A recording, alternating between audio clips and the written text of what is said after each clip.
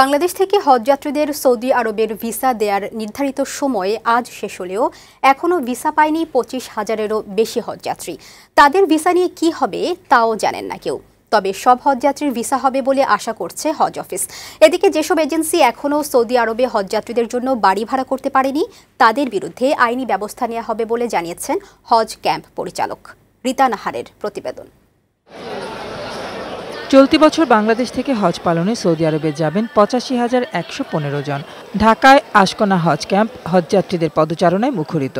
হজযাত্রার সব আনুষ্ঠানিকতা এখান থেকেই করা হচ্ছে।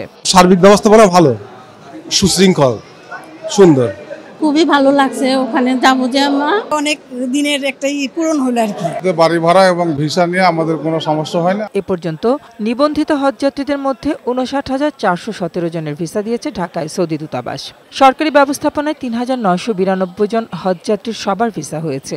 বেসরকারি ব্যবস্থাপনায় ৮০,৬৯৫ জন হজযাত্রীর মধ্যে ভিসা পেয়েছেন ৫৫,৪২৫ জন।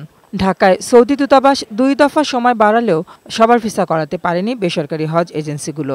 কেউ যাতে বাকি না রাখে সেই নিরিখে কাজ করছি এবং আমরা ইন দ্য মিন টাইম আমরা সৌদি কর্তৃপক্ষের সাথে আমরা কিন্তু আমাদের যোগাযোগটি অব্যাহত আছে।